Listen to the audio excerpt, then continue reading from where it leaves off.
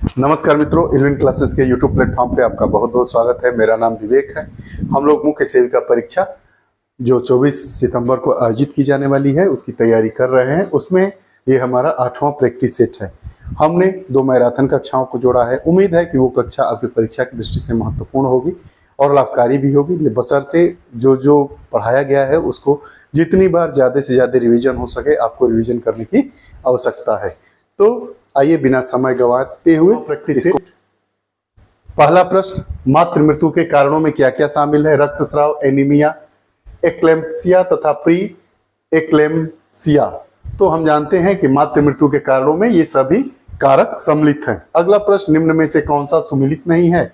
WHO की स्थापना 1948 में हुई थी, ILO 1919, FAO 1945, UNDP 1970। तो हम जानते थे कि WHO की स्थापना 1948 में हुई थी, ILO की भी स्थापना 1919 में हुई थी, FAO की कृषि एवं खाद्य संगठन की स्थापना 1945 में हुई थी। लेकिन इसमें पूछा है कौन सा सुमेलित नहीं है, तो UNDP की स्थापना 1970 में नहीं हुई थी। अगला हमारा प्रश्न, NRHM का पूरा नाम क्या है? 4 ऑप्शन है, राष्ट्रीय ग्रामीण स्वास्थ्य मिशन, राष्ट्रीय शहरी स्वास्थ्य मिशन, राष्ट्रीय स्वास्थ्य मिशन और समेकित बाल विकास योजना। तो हम जानते हैं कि NRHM का पूरा नाम नेशनल रूरल हेल्थ मिशन है, राष्ट्रीय ग्रामीण स्वास्थ्य मिशन है। निम्न वैक्सीन में से जीवित बैक्टीरिया वैक्सीन कौन सी है? जीवित बैक्टीरिया वैक्सीन हम जानते हैं कि 2 प्रकार के वैक्सीन होते हैं, मृत बैक्टीरिया वैक्सीन और जीवित बैक्टीरिया वैक्सीन। तो पूछता है कि कौन सा जीवित बैक्टीरिया वैक्सीन है? VCG, IPV, OPV, हैजा का वैक्सीन। तो हम जानते हैं कि जो जीवित बैक्टीरियल वैक्सीन कौन सी है? VCG है। अब अगला प्रश्न, निम्न में से मलेरिया की प्रथम अवस्था कौन सी होती है? गर्म अवस्था, पसीने की अवस्था, शीत अवस्था, उल्टी की अवस्था। तो हम जानते हैं कि मलेरिया का जो बुखार होता है तो हमें कपकपी से ठंड होती है, तो वो हमारी प्रथम अवस्था कौन सी है? शीत की अवस्था। पसीने की अवस्था कब है? जब बुखार उतर जाता है, बुखार खत्म हो जाता है दवा देने के बाद, तब वो पसीने की अवस्था आती है। अगला हमारा प्रश्न है, एड्स का पूरा नाम क्या है? एड्स का पूरा नाम क्या है? तो 4 ऑप्शन दिया है, human immunodeficiency virus, acquired immunodeficiency syndrome, गंभीर तीव्र श्वसनीय सिंड्रोम और यौन संचारित बीमारी। तो देखिए, एड्स तो यौन संचारित बीमारी है, लेकिन ये इसका पूरा नाम नहीं है, फुल फॉर्म नहीं है। तो A for acquired, I for immuno, D for deficiency और S फॉर सिंड्रोम। तो एड्स का पूरा नाम एक्वायर्ड इम्यूनोडेफिशिएंसी सिंड्रोम है। अब अगला प्रश्न, विकासशील देशों में। विकासशील देश मतलब ऐसे देश जो विकसित होने की कगार पे है, विकासशील है। जैसे भारत एक विकासशील देश है। तो विकासशील देशों में बच्चों की देखभाल करने वाली संस्था का क्या नाम है? यूनिसेफ, खाद्य एवं कृषि संगठन, अंतर्राष्ट्रीय श्रम संगठन और इंडियन रेड क्रॉस सोसाइटी। तो हम जानते हैं कि विकासशील देशों में बच्चों की देखभाल करने वाली संस्था, उसका नाम क्या है? यूनिसेफ। अंतर्राष्ट्रीय स्वास्थ्य एजेंसी खाद्य उत्पादन बढ़ाने से संबंधित है। 4 ऑप्शन है, यूनिसेफ, खाद्य एवं कृषि संगठन, अंतर्राष्ट्रीय श्रम संगठन, इंडियन रेड क्रॉस सोसाइटी। तो हम जानते हैं कि खाद्य एवं कृषि जो संगठन है FAO, जिसका मुख्यालय रोम में है, यह खाद्य उत्पादन बढ़ाने से संबंधित है।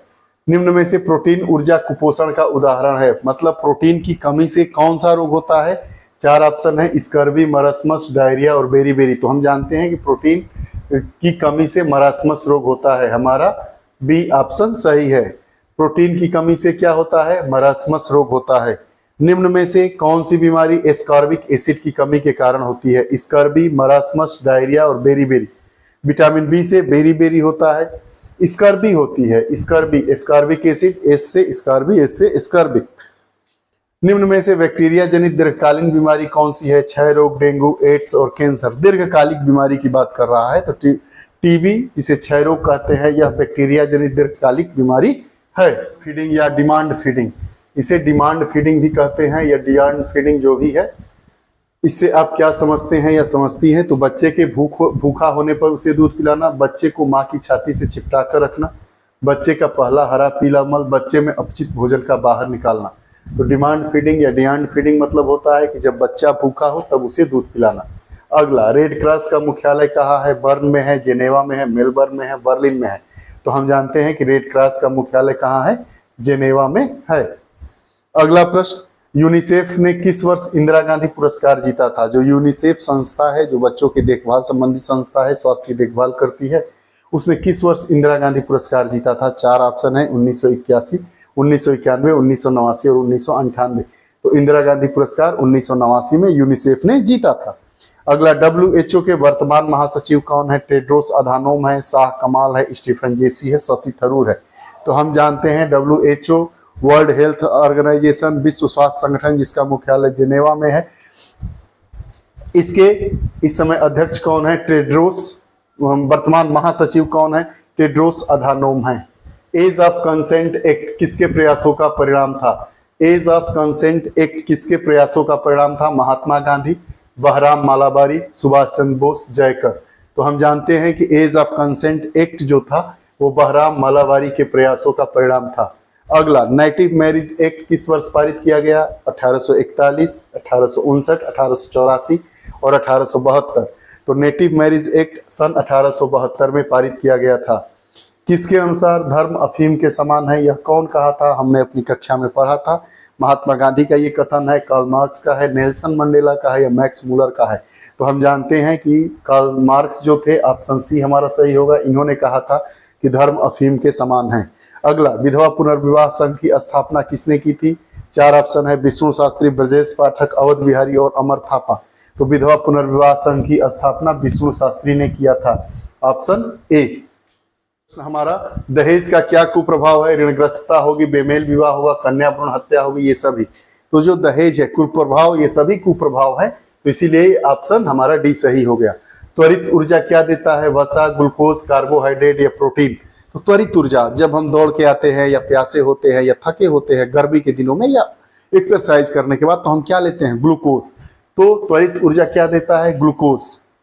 रक्तहीनता से आप क्या समझते हैं?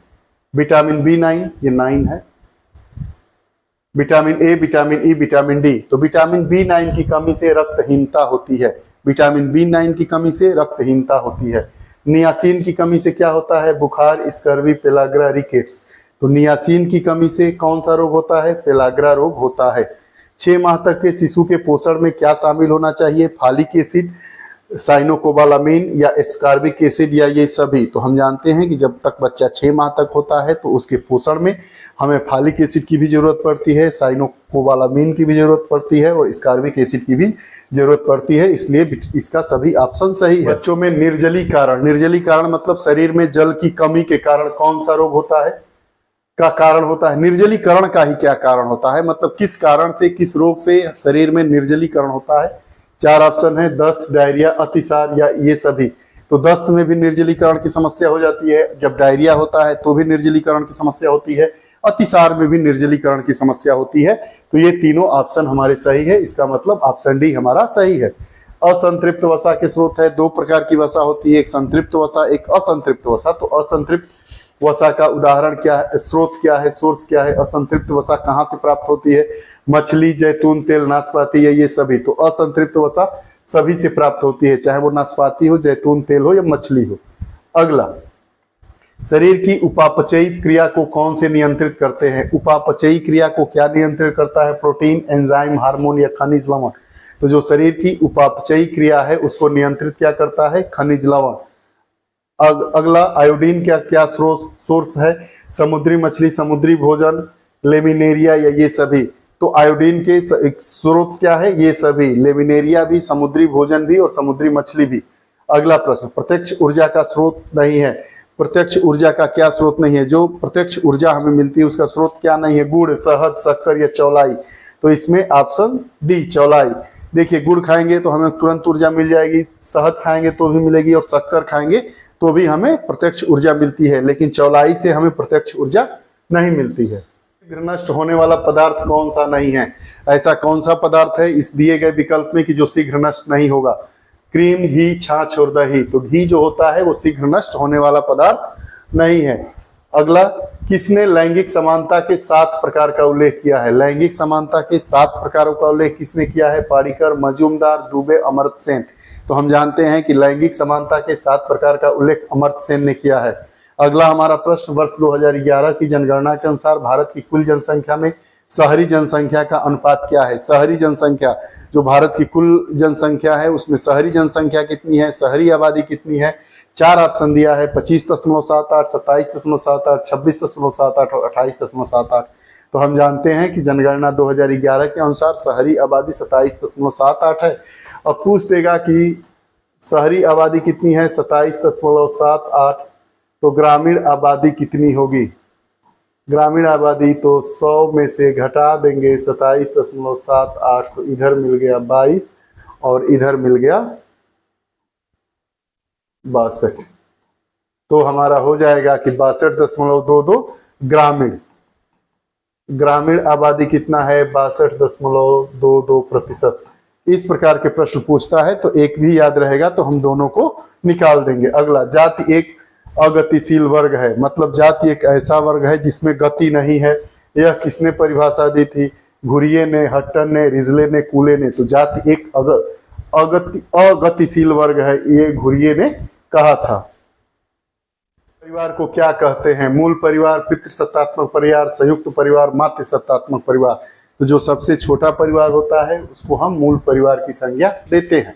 मुसलमान में कितने प्रकार के मेहर होते हैं? मेहर आप जानते ही हैं, मेहर क्या होता है, बात इसकी चर्चा। मेहर एक प्रकार का दहेज है। 3 प्रकार के मेहर का प्रचलन है। अगला, निम्न में से परिवार की विशेषताओं में क्या शामिल है? पहला ऑप्शन, परिवार के सभी सदस्य एक सामान्य स्थान पर निवास करते हैं।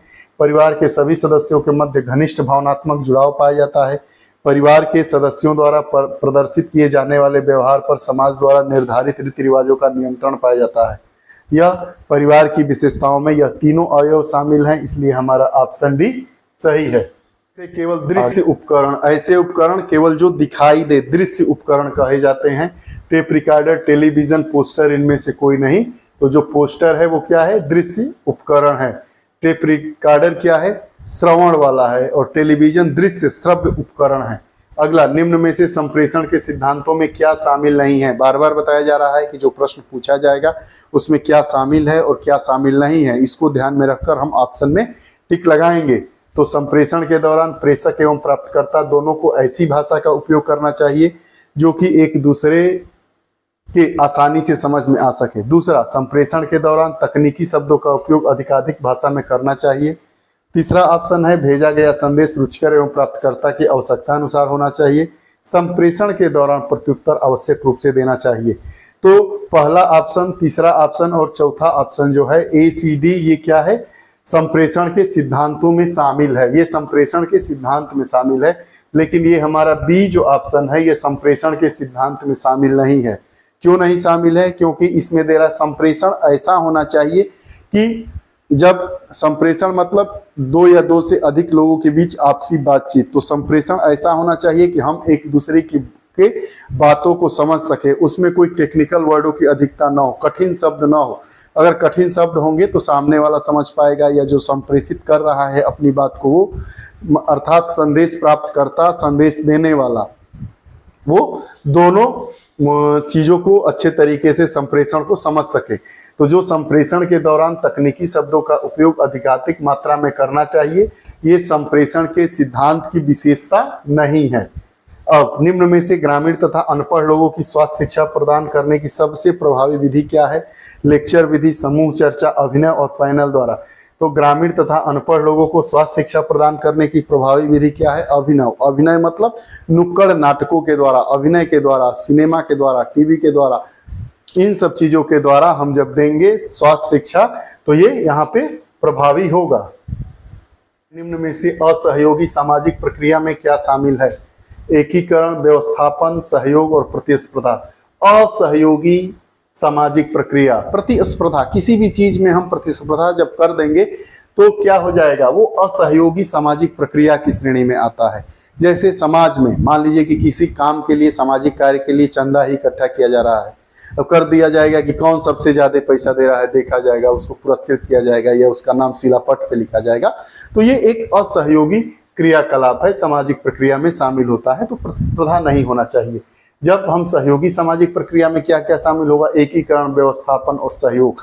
प्रतिस्पर्धा क्या करता है? ये असहयोगी सामाजिक प्रक्रिया है। यूनिसेफ द्वारा दिए गए प्रसव किट का बॉक्स किसका बना होता है? जो यूनिसेफ देता है प्रसव का किट वो किस चीज का बना होता है? मोस्ट इंपॉर्टेंट प्रश्न है, ये पूछा जा सकता है।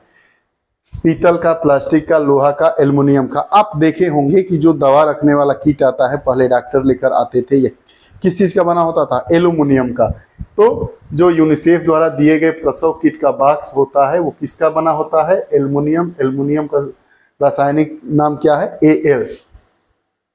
यूनिसेफ द्वारा दिए गए प्रसव किट में क्या नहीं होता है? क्या क्या होता है, क्या नहीं होता है? दस्ताना, थर्मामीटर, स्प्रिट, पैरासीटामॉल। तो पैरासीटामॉल तो बुखार की दवा है, ये तो किट में होगी ही नहीं। क्या क्या होगा? दस्ताना होगा, थर्मामीटर होगा और स्प्रिट होगा। सलाद में क्या पाया जाता है? कार्बोहाइड्रेट, वसा, खनिज लवण, प्रोटीन। तो जो सलाद होता है उसमें क्या पाया जाता है? खनिज लवण पाया जाता है। आहार में क्या अधिक मात्रा में होना चाहिए? फल एवं सब्जियां, दूध एवं दूध से बने भोज्य पदार्थ, ऊर्जादायक भोज्य पदार्थ और मादक पदार्थ। तो जो श्रमिक आहार मतलब जो लोग मेहनत करते हैं, काम करते हैं, कठिन काम करते हैं, उनको क्या देना चाहिए? ऊर्जादायक भोज्य पदार्थ देना चाहिए। अधिकता होनी चाहिए आहार में। न्यूनतम पुरुष साक्षरता प्रतिशत वाला कौन सा राज्य है? बिहार, गुजरात, हिमाचल प्रदेश, तमिल। तो हम जानते हैं न्यूनतम पुरुष साक्षरता वाला राज्य कौन सा है? बिहार। अगला हमारा ऑप्शन, निम्न में से किस एक वर्ष को भारतीय जनसंख्या के इतिहास में महान विभाजक वर्ष कहा जाता है? ये बार बार पूछा जाने वाला प्रश्न है। जनसंख्या में महान विभाजक प्रश्न कौन सा कहा जाता है? वर्ष कहा जाता है 1921, 35, 47 और 51। तो वर्ष 1921 को जनसंख्या में, भारतीय जनसंख्या के इतिहास में महान विभाजक वर्ष कहा जाता है। वर्ष 2011 की जनगणना के अंतिम आंकड़ों के अनुसार भारत का सबसे कम जनसंख्या घनत्व वाला कौन सा राज्य है? मिजोरम, मणिपुर, अरुणाचल और त्रिपुरा। तो अरुणाचल प्रदेश, यहाँ का जनसंख्या घनत्व 17 है। भारत की राष्ट्रीय जनसंख्या नीति 2000 के अनुसार निम्नलिखित में से किस एक वर्ष तक जनसंख्या स्थिरता प्राप्त करने का दीर्घकालिक लक्ष्य है? यह भी पूछा जा सकता है। 25 तक, 35 तक, 45 तक, 55 तक। तो जो हमारी भारत की जनसंख्या नीति 2000 है उसके अनुसार 2045 तक, वर्ष 2045 तक जनसंख्या स्थिरता प्राप्त करने का दीर्घकालिक लक्ष्य है। सर्वाधिक बोली जाने वाली कौन सी भाषा है? तेलुगु, मराठी, तमिल और बंगाली। तो हम जानते हैं कि जो मराठी भाषा है वो भारत की तीसरी सर्वाधिक बोली जाने वाली भाषा है। अगला प्रश्न, वर्ष 2011 की जनगणना के अनुसार निम्नलिखित में से किस राज्य में बाल लिंगानुपात सबसे कम है? बाल लिंगा मतलब 0 से 6 वर्ष के बच्चों के लिंगानुपात को बाल लिंगानुपात कहते हैं। 4 ऑप्शन है, हरियाणा, छत्तीसगढ़, पंजाब और बिहार। तो हरियाणा में बाल लिंगानुपात सबसे कम है भारत के सभी राज्यों के अकॉर्डिंग। ये हमारा 8वां प्रैक्टिस सेट था। आप लोग जरूर इसे बार बार पढ़िएगा, इसमें से प्रश्न आने की संभावना है। फिर अगली कक्षा के साथ उपस्थित होंगे, तब तक के लिए बहुत बहुत धन्यवाद।